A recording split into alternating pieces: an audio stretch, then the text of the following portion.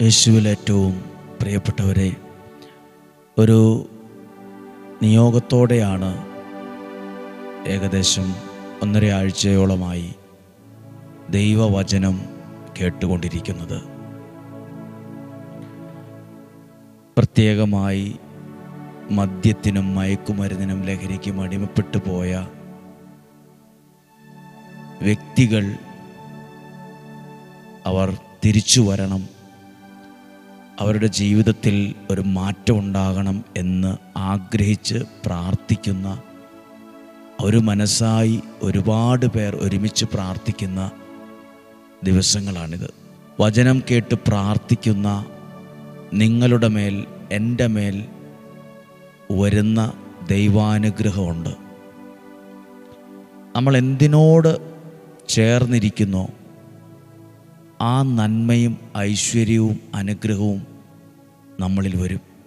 നമ്മൾ മീൻ മാർക്കറ്റിൽ ചെന്ന് മീൻ മേടിക്കാൻ വേണ്ടി അവിടെ ചെന്ന് കുറേ നേരം ആ പരിസരത്തൂടെയൊക്കെ നടക്കുകയും ഇടപെടുകയൊക്കെ ചെയ്തുകൊണ്ട് കുറച്ച് കഴിഞ്ഞ് നമ്മൾ തിരിച്ചു വരുമ്പോൾ നമ്മുടെ വസ്ത്രത്തിൽ പോലും മത്സ്യത്തിൻ്റെ സ്മെല്ലുണ്ടാവും. ഇതേപോലെ തന്നെ സ്പ്രേ ഒക്കെ വിൽക്കുന്ന ഒരു ഷോപ്പിൽ ചെന്ന് നമ്മൾ കുറച്ച് നേരം അവിടെ ഇരുന്ന് ചിലവഴിച്ച് പല സ്പ്രേകളുടെയും സ്മെല്ലൊക്കെ ഒന്ന് പരിശോധിച്ച് കുറച്ച് നേരം അവിടെ ചിലവഴിച്ച് നമ്മൾ അവിടെ നിന്ന് ഇറങ്ങുമ്പോൾ നമ്മുടെ ശരീരത്ത് ആ ഒരു സ്പ്രേയുടെ ചില നല്ല ഗന്ധങ്ങളുണ്ടാവും. അതുകൊണ്ടൊക്കെ തന്നെയാണ് പഴയകാല ആളുകൾ പറഞ്ഞു വെച്ചത്, മുല്ലപ്പൂമ്പൊടി ഏറ്റുകിടക്കും കല്ലിനും ഉണ്ടാകും സൗന്ദര്യമെന്ന്. ഇതുപോലെ നമ്മൾ ഓരോരുത്തരും ദൈവത്തോടും ദൈവവചനത്തോടും ഇങ്ങനെ ചേർന്ന് നിൽക്കുമ്പം, ദിവസവും അത് കേൾക്കുമ്പം, അത് ചിന്തിക്കുമ്പം, ആ വചനം ധ്യാനിക്കുമ്പോൾ ആ വചനത്തിനകത്തുള്ള നന്മയും അനുഗ്രഹവും ഐശ്വര്യവും നമ്മളിലും തന്നെ വരാൻ തുടങ്ങും. അത് നമ്മുടെ ജീവിതത്തോട്, നമ്മുടെ വീടിനോട്, തലമുറകളോട് ആ വചനത്തിൻ്റെ നന്മകൾ, അനുഗ്രഹങ്ങൾ ചേർന്ന് വന്നോളൂ. അപ്പോൾ ഈ വചനം ഒരു സമ്പത്താണ്. ഇത് ധ്യാനിക്കുന്നത് ഒരു അനുഗ്രഹമാണ്. ഓരോ ദിവസവും വചനം കേൾക്കുമ്പം ആ ദിവസത്തിൻ്റെ എല്ലാ പ്രവർത്തനങ്ങളെയും ദൈവത്തിൻ്റെ കരങ്ങളിൽ ഏൽപ്പിച്ചു കൊടുത്ത് വചനം കേട്ട് പ്രാർത്ഥിക്കണം. അപ്പോൾ അത് അനുഗ്രഹമായി മാറിക്കൊള്ളും. ദൈവത്തിൻ്റെ വചനം കേട്ട് അനുസരിച്ച് ആ വിധത്തിലാണ് നമ്മുടെ ജീവിതം സെറ്റ് ചെയ്യുന്നതെങ്കിൽ നമ്മളെ ദൈവം എന്തു പ്രതിസന്ധികളുടെ മുമ്പിലാണ് ഇന്നുള്ളതെങ്കിലും അതിനപ്പുറത്തൊരു ഐശ്വര്യകാലം തന്നിരിക്കും. എന്തു പ്രശ്നങ്ങൾ ഇപ്പോൾ ഉണ്ടെങ്കിലും അത് മറികടന്ന് അതിനപ്പുറത്ത് സുരക്ഷിതമായിരിക്കും. ഞാൻ ആ വാക്യം വായിക്കാം. ഉൽപ്പത്തി പുസ്തകം 6-ാം അധ്യായം 13-ാമത്തെ വാക്യം ഞാൻ വായിക്കുകയാണ്. ദൈവം നോഹയോട് അരുളിച്ചെയ്തു, ജീവജാലങ്ങളെ എല്ലാം നശിപ്പിക്കാൻ ഞാൻ നിശ്ചയിച്ചിരിക്കുന്നു. അവർ മൂലം ലോകം അധർമ്മം കൊണ്ട് നിറഞ്ഞിരിക്കുന്നു. 14-ാമത്തെ വാക്യം, ഗോഫേർ മരം കൊണ്ട് നീ ഒരു പെട്ടകമുണ്ടാക്കുക, അതിൽ മുറികൾ തിരിക്കുക, അതിൻ്റെ അകത്തും പുറത്തും കീലു തേയ്ക്കണം. ഇങ്ങനെയാണ് അതുണ്ടാക്കേണ്ടത്. ഇതെല്ലാം ദൈവം നോഹയോട് പറഞ്ഞു. 22-ാമത്തെ വാക്യം, ഇതെല്ലാം കേട്ടപ്പം നോഹ അതനുസരിച്ച് ചുവടുകൾ വയ്ക്കുന്ന കാണാൻ പറ്റും. ആ വചനം അനുസരിച്ച്, അത് ചിന്തിച്ച് അതനുസരിച്ച് ജീവിതത്തെ ക്രമീകരിക്കുന്നത് കാണാൻ പറ്റും. 22-ാമത്തെ വാക്യം, ദൈവം കൽപ്പിച്ചതുപോലെ തന്നെ നോഹ പ്രവർത്തിച്ചു. വീണ്ടും 7-ാം അധ്യായം 5-ാമത്തെ വാക്യം, കർത്താവ് കൽപ്പിച്ചതെല്ലാം നോഹ ചെയ്തു. ഇവിടെ നോഹ അനുസരിച്ചതെന്താ? ദൈവത്തിൻ്റെ വാക്ക്, ദൈവത്തിൻ്റെ വചനം അനുസരിച്ചു. പിന്നീട് വന്നത് ജലപ്രളയമാണ്, പ്രശ്നങ്ങളാണ്, പ്രതിസന്ധികളാണ്, എല്ലാം വന്നു. പക്ഷേ 8-ാം അധ്യായം 4-ാമത്തെ വാക്യം വായിച്ചേ. 7-ാം മാസം 17-ാം ദിവസം പെട്ടകം അറാറത്ത് പർവ്വതത്തിൽ ഉറച്ചു. എന്തു പ്രശ്നങ്ങളുണ്ടെങ്കിലും വചനം കേട്ട് ജീവിതം ധ്യാനിക്കുന്ന മുന്നോട്ട് പോകുന്ന ഒരാളാണോ, അതിനപ്പുറത്ത് ഒരറാറത്ത് പർവ്വതം ഉണ്ട്. നിന്നെ അനുഗ്രഹത്തിൽ ഉറപ്പിക്കുന്ന ഒരു സമയമുണ്ട്. ദൈവവചനത്തിൽ മുന്നോട്ട് നീങ്ങുന്നവനെ ദൈവം എവിടെയെങ്കിലും കാറ്റിൽ പറത്തി വിടിയേല, എവിടെയെങ്കിലും തകർന്നു പോകാൻ സമ്മതിക്കുകയില്ല, എവിടെയും വീണു പോകാൻ സമ്മതിക്കില്ല.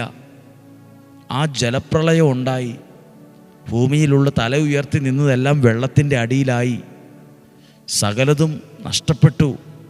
പക്ഷേ ദൈവവചനം കേട്ട, ആ വചനം ധ്യാനിച്ച, ആ വചനത്തെ സ്വീകരിച്ച, ആ വചനത്തെ ഉൾക്കൊണ്ട, അതനുസരിച്ച് പ്രവർത്തിച്ച നോഹിനെ ദൈവം ഓർത്തു എന്ന് മാത്രമല്ല, ആ പ്രളയത്തിൻ്റെ അപ്പുറത്ത് ഒരറാറത്ത് പർവ്വതത്തിൽ ഉറപ്പിച്ചു. പ്രിയപ്പെട്ടവരെ, ഇന്ന് പ്രശ്നങ്ങളുണ്ടെങ്കിലും അതിനപ്പുറത്തൊരു അറാറത്ത് പർവ്വതം നിനക്കുണ്ട്. ഇന്ന് ചെങ്കടലും മരുഭൂമിയാണ് മുമ്പിലെങ്കിൽ അതിനപ്പുറത്ത് ദൈവം ഒരുക്കിയ ഒരു കാനാൻ ദേശം നിനക്കുണ്ട്.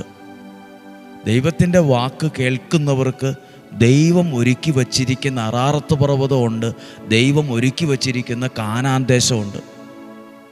എനിക്കെന്താ ഈ പ്രശ്നം? എനിക്ക് മാത്രം എന്തുകൊണ്ടാണ് പ്രശ്നം? എൻ്റെ ജീവിതം എന്തുകൊണ്ടാണ് ഇങ്ങനെയായി? എൻ്റെ കാര്യങ്ങൾ എന്താ ഇത്രയൊക്കെ പ്രാർത്ഥിച്ചിട്ട് ഇങ്ങനെ കിടക്കുന്നത്? എൻ്റെ ലൈഫ് പോയല്ലോ, എൻ്റെ ഭാവി ഇങ്ങനെ ആയിപ്പോയല്ലോ, ഞാൻ പെരുവഴിയിലായല്ലോ. ഇന്ന് അങ്ങനെയൊക്കെ തോന്നുമെങ്കിലും, അങ്ങനെയൊക്കെയുള്ള ചില മനോദുഃഖങ്ങൾ നിങ്ങളെ അലട്ടിയാൽ പോലും സത്യസന്ധമായി വിശ്വസിച്ച് ഇന്ന് നിങ്ങളോട് പറയുവാണ്, പ്രളയം ഉണ്ടാകാം, പ്രതിസന്ധികളുണ്ടാകാം, വലിയ നഷ്ടങ്ങളുണ്ടായതുപോലെ തോന്നാം, മരുഭൂമിയായിരിക്കാം ജീവിതത്തിൽ വെളിപ്പെട്ടത്, ചെങ്കടലായിരിക്കാം.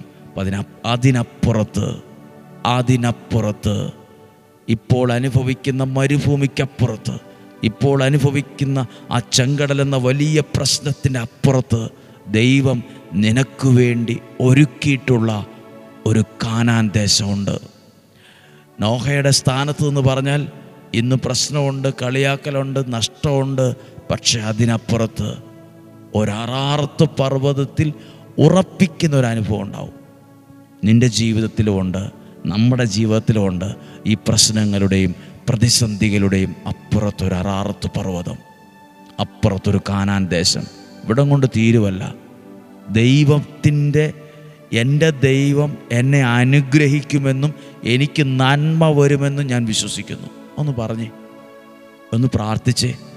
ഇപ്പോൾ നിങ്ങൾ വീട്ടിലായിരിക്കും, മുറിയിലായിരിക്കും, യാത്രയിലായിരിക്കും, എല്ലാവരും വിശ്വസിച്ച് പറയാം, എൻ്റെ ദൈവം എന്നെ അനുഗ്രഹിക്കുമെന്നും എനിക്ക് നന്മ വരുമെന്നും ഞാൻ വിശ്വസിക്കുന്നു. ഇന്ന് വചനം കേൾക്കുമ്പോൾ അതാണ്, എനിക്ക് എൻ്റെ ദൈവം എന്നെ അനുഗ്രഹിക്കുമെന്നും എൻ്റെ കുടുംബത്തെ അനുഗ്രഹിക്കുമെന്നും എൻ്റെ പിള്ളേരെ അനുഗ്രഹിക്കുമെന്നും എൻ്റെ ശുശ്രൂഷയെ അനുഗ്രഹിക്കുമെന്നും എൻ്റെ ആരോഗ്യത്തെ അനുഗ്രഹിക്കുമെന്നും ഞാൻ ചെയ്യുന്ന പ്രവർത്തനങ്ങളെ, എൻ്റെ വരുമാന മാർഗങ്ങളെ എൻ്റെ ദൈവം അനുഗ്രഹിക്കുമെന്നും എനിക്ക് നന്മ വരുമെന്നും ഞാൻ ഇപ്പോൾ വിശ്വസിക്കുന്നു. ആരും വിചാരിച്ചില്ല ഈ പ്രശ്നങ്ങളുടെ അപ്പുറത്തൊരു അറാറത്ത് പർവ്വതം ഉണ്ടെന്ന്. ആരും വിചാരിച്ചില്ല ഈ ചെങ്കടലിൻ്റെയും മരുഭൂമിയുടെയും അപ്പുറത്ത് ഒരു കാനാൻ ദേശമുണ്ടെന്ന്. എന്നാൽ അവിടേക്ക് നിന്നെ എത്തിക്കാനുള്ള ഒരു ദൈവ പദ്ധതി നിൻ്റെ മേലുണ്ട്. ദൈവം അനുഗ്രഹിച്ച അറാറത്ത് പർവ്വതം പോലെ, ദൈവം അനുഗ്രഹിച്ച കാനാൻ ദേശം പോലെ ഒരു നന്മയുള്ള ഒരു കാര്യം ദൈവം നിൻ്റെ ജീവിതത്തിലും എൻ്റെ ജീവിതത്തിലും അനുഗ്രഹിച്ച് തന്നിട്ടുണ്ട്. വിശ്വസിച്ച് പറ, എൻ്റെ ദൈവം എന്നെ അനുഗ്രഹിക്കുമെന്നും എനിക്ക് നന്മ വരുമെന്നും ഞാൻ വിശ്വസിക്കുന്നു. ഹല്ലേലൂയ. ഈ അനുഭവത്തിൽ നിന്നുകൊണ്ടിന്ന് പ്രാർത്ഥിക്കുവാണ്. നമ്മൾ ഈ വചനത്തോട് ചേർന്ന് നിൽക്കണം. ചേർന്ന് നിൽക്കുന്നത് ആ വചനത്തിൻ്റെ നന്മ, ഐശ്വര്യം, ആ സൗഖ്യം നമ്മളിലും വരാൻ തുടങ്ങും. നമുക്കത് അനുഗ്രഹമായിട്ട് മാറും. നമ്മുടെ കർത്താവ് ഈശോ മിശിഹായുടെ കൃപയും പിതാവായ ദൈവത്തിൻ്റെ സ്നേഹവും പരിശുദ്ധാത്മാവിൻ്റെ സഹവാസവും നിങ്ങളോടുകൂടെ ഉണ്ടായിരിക്കട്ടെ. നിങ്ങളുടെ ഭവനത്തിൽ, നിങ്ങളുടെ യാത്രകളിൽ, നിങ്ങളുടെ തീരുമാനങ്ങളിൽ ഉണ്ടായിരിക്കട്ടെ. രോഗങ്ങൾ, അപകടങ്ങൾ, ദുർമരണങ്ങൾ, മൂപ്പെത്താത്ത മരണങ്ങൾ, ചതികളിൽ നിന്നും, എല്ലാത്തരം നിരാശയിൽ നിന്നും, ആത്മഹത്യാ പ്രവണതകളിൽ നിന്നും ഞങ്ങളെ സൂക്ഷിക്കണമേ. ദീർഘായുസ്സും ആരോഗ്യവും സന്തോഷവും സമാധാനവും നിലനിൽക്കുന്ന അനുഗ്രഹവും തന്ന് ഞങ്ങളെ, ഞങ്ങളുടെ കുടുംബത്തെയും തലമുറയെയും എല്ലാം അനുഗ്രഹിക്കണമേ. ഇന്നും ജീവിക്കുന്ന യേശുവിൻ നാമത്തിൽ നിങ്ങളെ അനുഗ്രഹിച്ചു പ്രാർത്ഥിക്കുന്നു, ഇപ്പോഴും എപ്പോഴും എന്നേക്കും. ആമേൻ.